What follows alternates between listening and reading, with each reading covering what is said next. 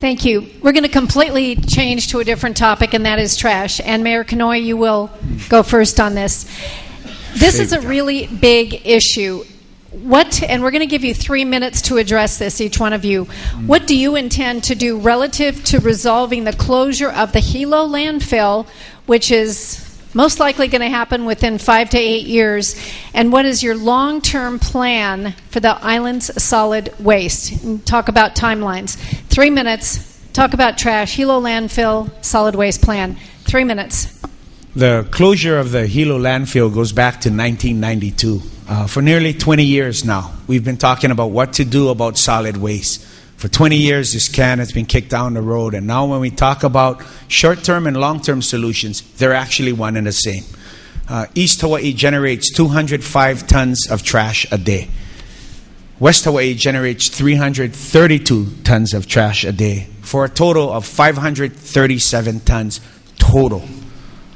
The reason we're stating in totality is because the answer has to be, it cannot be an expansion of the landfill, because the challenge in East Hawaii with the high rainfall and creating a new landfill with the leachate and the water runoff, you'd have to create a wastewater treatment plant to handle that leachate, which would make the cost prohibitive on all of us, the taxpayers.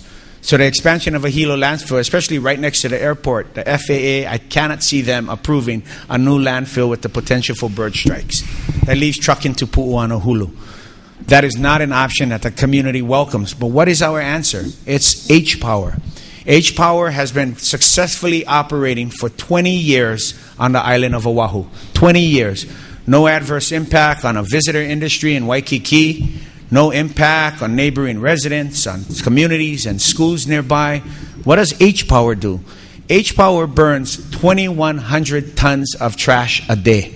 That's 4 times of Hawaii Island's carrying capacity. They do it at $91 a ton. Currently, to do and handle our solid waste here in the county of Hawaii, it's about $138 a ton.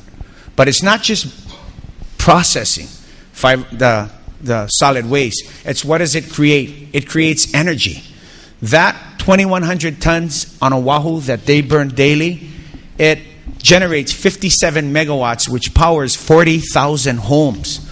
We don't have to go to innovative technology in China or Japan or Germany. It's sitting right here on Oahu. We handle our solid waste problem. We're not trucking it to Pu'uanuhulu, dividing our community east-west. We're not doing a cost-prohibitive investment.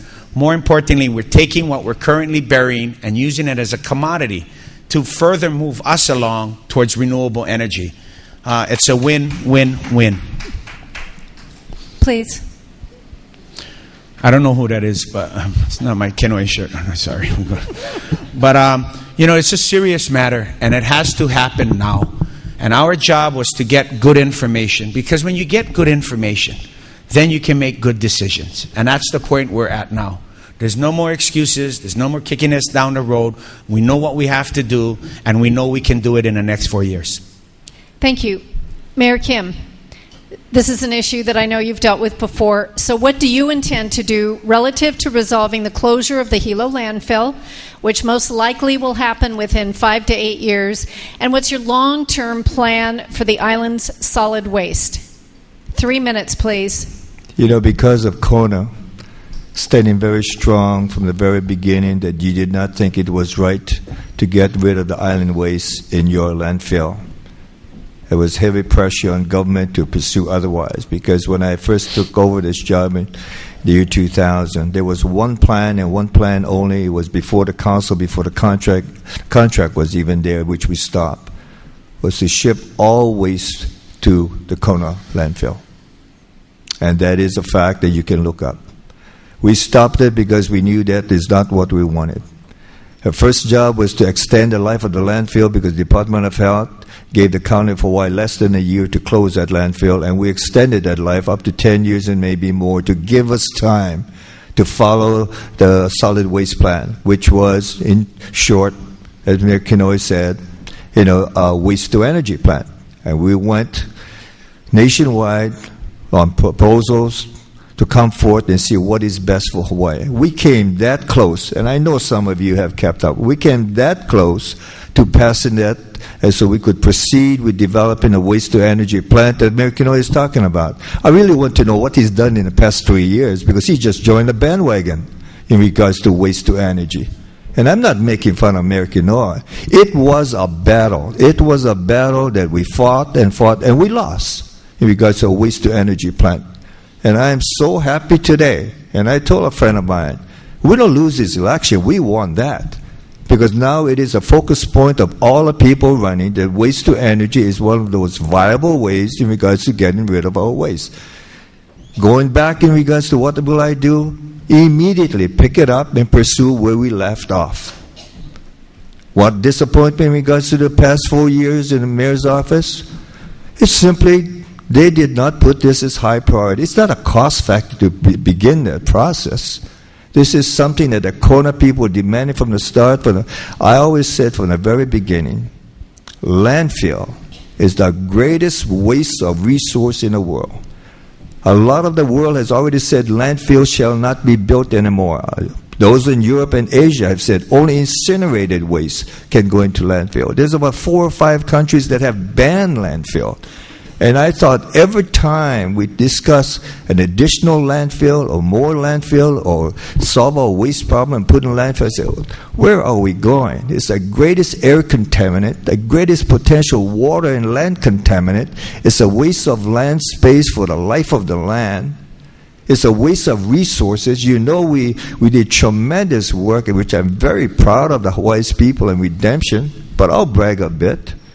It was our administration that went to the legislature and said, you have to pass this redemption bill as part of the element of getting rid of our waste. And we even volunteered, if it would help, to pass this bill to let Hawaii be the model. Thank you.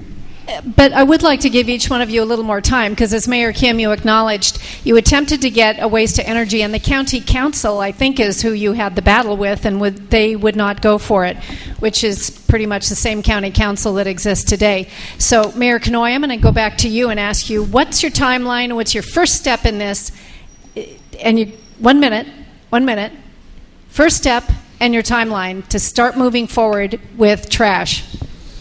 Well, now that we have the integrated solid waste management plan updated, now that we have all of the information that we need to make a decision, it went before the Environmental Management Commission, it went before the County Council. The next step is soliciting, going out with an RFP and pursuing and welcoming and encouraging not just any waste to energy proposal, but a proposal that we know works and we know that we can trust. I'm glad that Mayor Kim is very proud of his 8 years on working on solid waste, but I mean, the problem came to us in its entirety. And, we're all working very hard. Our environmental management people are doing their very best. I'm very proud of the Department of Environmental Management and the job they're doing. And we believe that we can go out. We've proved it with the A'anikeho-Kalole Highway, that our administration can work with every level of government to make things happen. And we believe we have the team to do it. Thank you. 1 minute, Mayor Kim. What's your specific timeline? What's your first step if you're elected dealing with trash? I'm really not quite sure we can go immediately out with the same RFP that we had sent out. That has to be reviewed legally in regards to before we send it out. But yes, that is the first step. But this time, to work backwards a little bit and really make sure that we're all on board so we don't waste any more time or any more monies in regards to getting this on board to go out there and seek proposals. Because one thing I learned about waste business, I was warned of this a long time ago before we even started the process. This is one heck of a business of competition. And you're going to have so many people come in with all the answers of the world and say, do this or we will do this. We will go back to the proposal. We'll make sure that we do it legally, and we will start the process in waste to energy again. Thank you. I'd like to go to the issue of geothermal power. And actually, I probably should ask a broader question, but I would like to go to the issue that you raised, Mayor Kim. You have said you believe in geothermal power. What specifically do you see as the path forward for geothermal power? And please take 2 minutes to talk about this. And I took some real strong stands when I was your civil defense administrator. You paid me in regards to one job, and that was the protection of the people of Hawaii and the environment. When the geothermal project came forth, please remember I was a civil defense administrator responding to 100% of all of geothermal emergencies caused by the state Natural Energy Lab project and a PGV known as ORMAD project. It seems that because I made certain kind of statements about geothermal and what we must do, automatically it came forth that Harry Kim is against geothermal. So when I went to the State Department of Health to testify on the wrongness of what was being attempted by the state and county government, which was to remove all EAS requirement on any exploratory drilling, I knew that was wrong. I appealed to them, and I was told it was going to be a done deal, they're going to pass it. I appealed to them this on one basis. I open up my statement, and it is written, I am here to support geothermal. But I am here to make sure that the government fulfill their responsibilities in regards to do it right. We are not dealing with water, and the reason I use the water is in the request. I could not believe it. I told the governor, I just cannot believe that we would, say certain things. In the request to exempt geothermal exploratory drilling and all permits, they said, I don't know what the problem is. And you can read the Honolulu Star Advertiser. They said it. It's like drilling for water. I could not believe. I told the governor this. Do me one favor before you proceed. Call California. You have allies. And find out about geothermal, the difference between geothermal in Hawaii and California, and the safety regulations we must follow. Thank you. Thank you. Mayor Kenoi, what do you see as the path forward for geothermal power? 2 minutes, please. We have to continue to safely pursue renewable energy. We live 2,500 miles from anywhere else in the world. We sit in the middle of the Pacific. We are blessed with solar, with geothermal, with wind, with hydropower, with biofuels and biomass. And currently we have 38 megawatts being produced here on Hawaii Island. Hawaii Island's peak energy load at 6 p.m. when everybody's at home, we all turn on our hot waters and all begin cooking dinner for our families, that peak energy load is 180 megawatts. You hear talk of 1,000 megawatt drilling and cabling to Oahu. That's not what we're in support of. We're in support of stabilizing our energy grid. That's why the County of Hawaii has been in support of lowering our energy costs and lowering the impact on the taxpayers. For example, we photovoltaic all of our police fire stations, which save us $1.1 million over the next decade.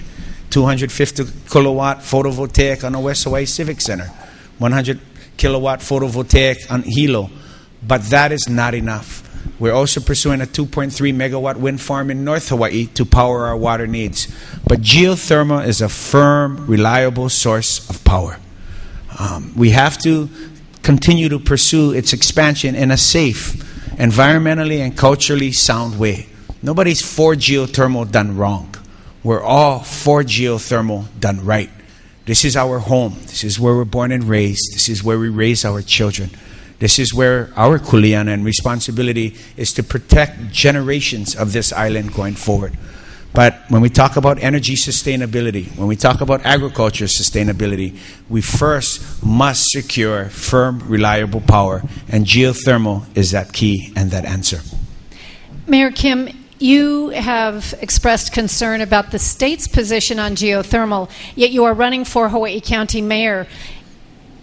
Tell us how you as mayor would affect the state's laws relative to geothermal power. 1 minute, please.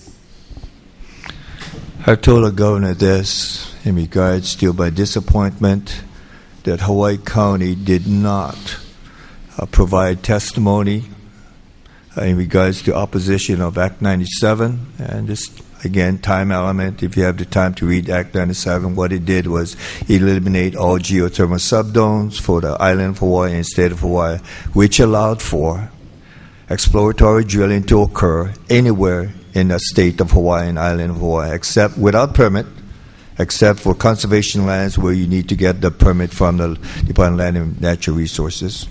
As mayor, we have to ensure that whatever the state does, the federal government does, or the county government support or do not support, must be kept in line with what is best for Hawaii's people in regards to safety. That is our responsibility. Yes, energy, but we cannot be caught in this realm of energy, and forget our lifestyle.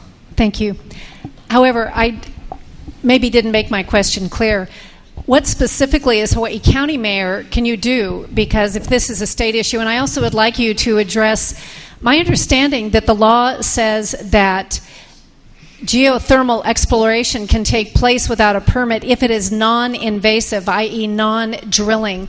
So take another minute and correct me if I'm wrong, because I believe that's what it says. But you're saying that geothermal exploration drilling is allowed anywhere without permit. If that's true, what can the county do about the state? Maybe just help us understand how you would deal with it specifically. We have to make sure that we state our position strongly, inform the public what's going on. In regards to the confusion of what you're saying, the reason of that confusion is simply there were 3 amendments presented to the Environmental Commission, Department of Health. The first one was to allow scientific review of a given area without any invasive actions. That was passed. There was no opposition to that. The second element, which we stopped, and I'm glad it was stopped, was to allow exploratory drilling anywhere in the state of Hawaii without a permit. And that's what we tried to stop, and it was stopped. In regards to what the county should do, the county should always step forward in regards to making clear its position what is best for Hawaii's people. Thank you. Mayor Kenoi, 1 minute, please. Additional comments about geothermal and safety, particularly in drilling. I think we all want safe, reliable, efficient, respectful activities to occur on Hawaii Island. Nothing unsafe or disrespectful has occurred to this island in the last 4 years. We made a commitment to protect this island, to work with communities, to work with different agencies at every level of government to ensure that our community, our children, our families were protected. Nobody is for geothermal that adversely impacts our community, that adversely impacts our families, that impacts our fragile ecosystem and environment, that in any way disrespects our culture. We've made that commitment, and we believe that what has occurred thus far, we came into office, there's been no additional drilling and no unbridled development of geothermal. In fact, the next step, they're saying the additional 50 megawatts is another 5 to 8 years away. 50 more megawatts, and that's our goal and hope. Thank you. Mayor Kenoi, I'd like to ask you a related question, a power question. Mm-hmm. It's commonly believed that development of renewable energy sources will cut energy costs, but it's clear that renewable energy does not necessarily mean lower electricity costs for consumers, and that's really bottom line what we are looking for here. So understand is the state that regulates our electric utility providers like HELCO. Mm-hmm. What can the county do? 2 minutes, please, to help lower our electricity costs. That's what we focused on in the last 4 years. We knew that if we went before the PUC that regulates electricity or energy rates, the Public Utilities Commission, it'd be a state quasi-judicial body. And we didn't want to be, we said, what can we do as a county? And that's when we began, we put together a complete assessment of all of the energy usage of the County of Hawaii. And how do we lower costs for taxpayers, for users of our system? And when we talked about renewable energy at the county level, that's why we have the first electric vehicle fleet. We have 5 electric vehicles that plug into the West Hawaii Civic Center. And we have a unique photovoltaic system here. It's 250 kilowatts. It's the first feed-in tariff government building. See, what that means is that we generate more power than we use. So the entire 80,000 square foot West Hawaii Civic Center is energy free. In North Hawaii, where our water needs are, because the largest user of the energy grid in the County of Hawaii is the County of Hawaii government. The largest user within a county is the Department of Water Supply. So our focus was, how do we lower the cost of those who use water and the largest users on the grid?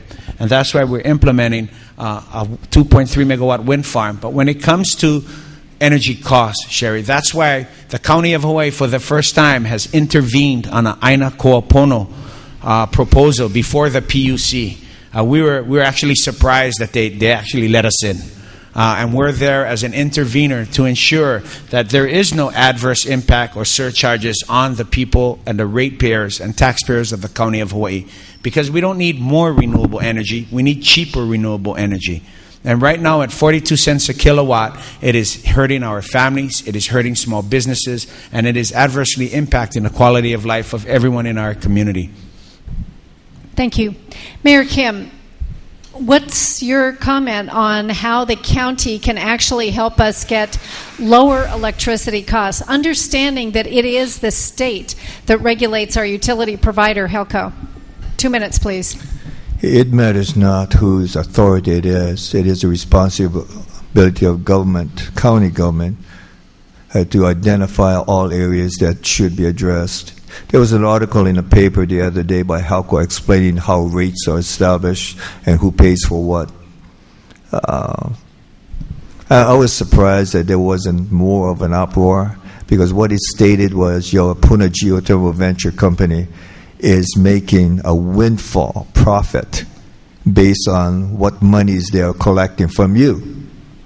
And you know where the money is going, not in Hawaii.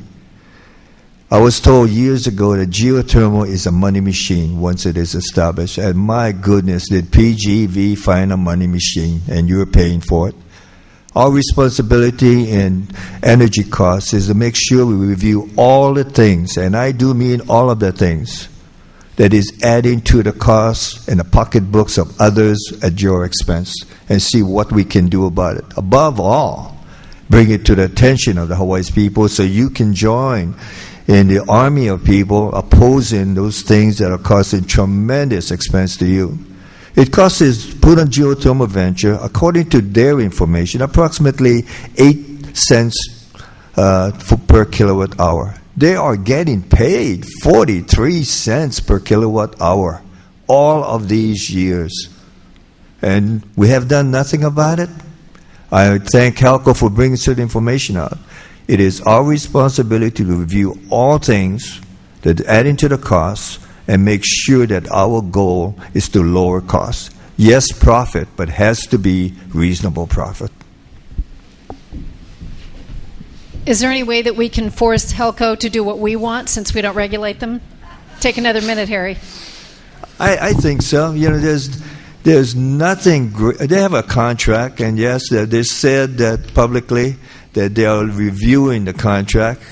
I know one thing about all businesses: public relations is so important to them. If they're not a fly-by-night company, and this company is not, they hope to stay here, I think, for years to come and make money. And they should make money. That's what private business is all about. But I think now more than ever before, because of people discontent with their energy costs, are looking into things. And I think the public pressure issue is going to be a major factor of government and the industry that provides power to HELCO and to review what they do. Thank you. Mayor Kenoi, one additional minute on the topic.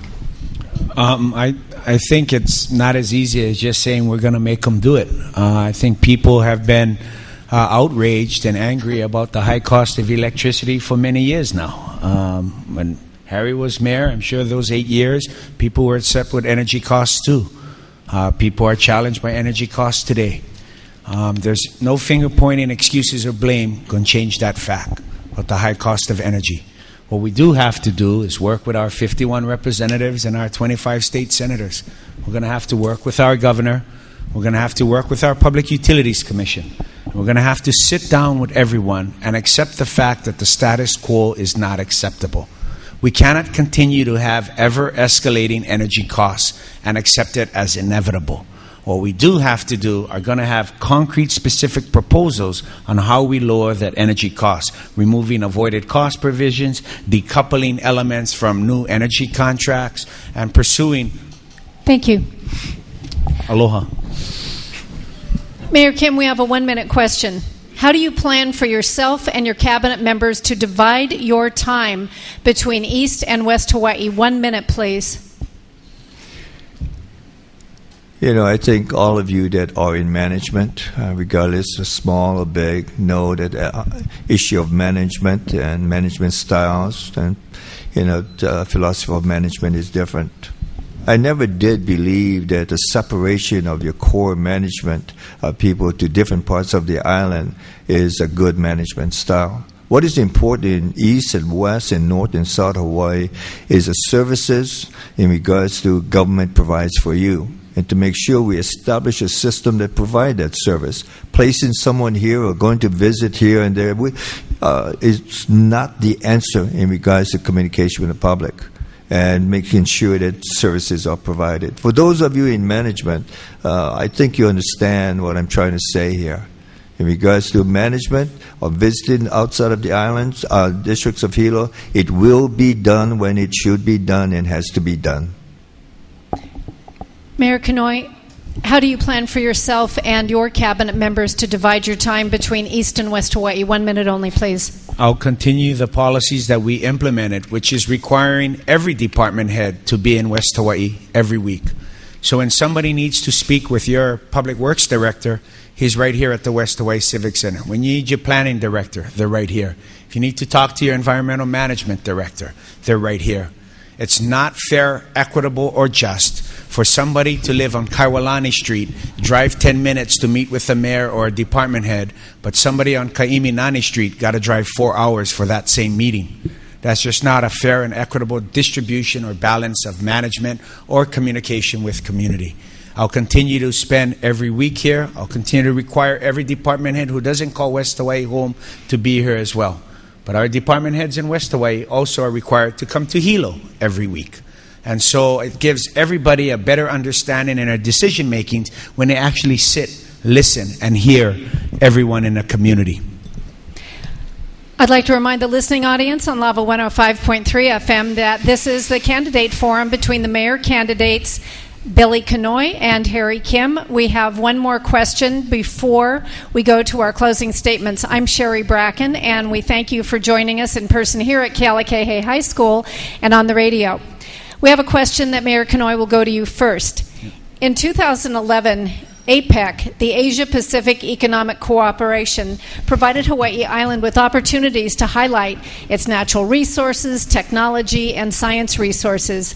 What is your plan to capitalize on what was started? And this is a 2-minute question, please. The APEC conference that brought together 21 world leaders to Hawaii was once-in-a-generation opportunity. And when we couldn't get APEC to the neighbor islands, we decided to take Hawaii Island to APEC. So we brought everybody together, Natural Energy Lab, the University of Hawaii. We have the only college of pharmacy in the state of Hawaii. Dean John Pizzuto, world-class pharmacy college right here on Hawaii Island. We took our astronomers, those who explore the universe and are on the cutting edge of science and technology. We took our farmers who grow world-class agricultural products right here on Hawaii Island. We took everybody who had a stake in the future of Hawaii Island and showcased Hawaii Island and asked people to come help us continue to maintain this special, unique place. We're not looking for overdeveloped areas in our community. What we were looking for was partnerships. We have sister city relationships with countries throughout the region in the Asia-Pacific region. We feel Hawaii is the exact location between East and West that bridges cultures, that bridges economy, more importantly, bridges people. We made an investment and we're able to secure the U.S.-China Travel Summit to bring world-class events right here to Hawaii Island. A world-class event, none from no part of our doing, but Ironman World Championships right here next week to have 1,900 athletes from 53 countries. We brought the Ocean's 11th conference just before APEC. I was an honorary co-chair, and that brought in over 1,000 people from over 40 countries the best engineers and marine ocean scientists to Hawaii Island. We want to showcase our island as not just a place to come and visit, but a place to come and do business. And we hope that they bring their expertise, their experience, their investment, their technology to share with our children, to share with our future. Mahalo. Harry Kim, Asia Pacific Economic Cooperation was here in 2011. What's your plan to capitalize on what was started relative to all the resources that Hawaii Island has to offer? 2 minutes, please. I have to claim some lack of information on APEC. I was obviously not a part of APEC, but you do keep up with the media in regards to what is happening. Yes, APEC was a tremendous opportunity to showcase and highlight Hawaii and to have people of Hawaii showcase their wares, so to speak, in the hopes of trying to establish relationships. And that was all APEC was about, to begin a relationship of people to people, of country to country, to further a relationship between each country and each state, but not just one way. I always had a dream about Hawaii, and I just saw a person coincidentally yesterday that said he was going to finally retire from University of Hawaii, and that dream was a China International Center on the island of Hawaii. And for years and years, I felt that this was the future of the United States, that Hawaii could be that bridge between the greatest country in the East and the greatest country in the West. And to make Hawaii that center, we got China International Center. We even met with people from China, and they said, what should it be, Harry, China, U.S., or U.S., China? And I said, China first, because China is the focus of what we're trying to do here. And I will conclude with this on APEC, saying that I was not privy to all the details that happened. I do know something of a magnitude of that sort, of so many countries, of so many world leaders. What you did begin was a relationship. I hope good relationship began, and I hope relationship will continue to be worked on towards the most important thing, I think, for all of us, and that is a world peace. The economy ties is a tool to do that. Thank you. It's time now for closing statements, and I told both of you candidates you could say anything you want in the 2 minutes, but I'm going to change that slightly, because in the 2 minutes, okay, I lied. In the 2 minutes, what I'd like you to do is be sure to tell us how your approach to running Hawaii County will better serve the public's interest than your opponent's approach. And the 2-minute closing statement, by luck of the draw, goes to former Mayor Harry Kim first. You get 2 minutes, and I'll give you guys just a couple minutes to think about it. Years ago, when before I first ran for mayor, I was riding my bike. I love riding bikes. And I stopped and I told people this. I saw this small barbershop. And the name of the place was A Nice Barbershop. And I thought, gee, it rings a bell. I think some of you know what I'm talking about. It was the word nice. So what was my goal? To make this a nice place to live. I find sitting out here, in regards to style, and even this, I'll tell you this much.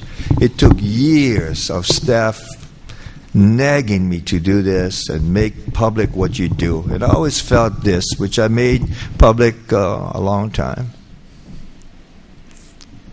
Judge me for what I have done and how I do it. I never thought it was important to print out and do things or say what you have done. I used to tell people that they call me naive, and so be it. But people know.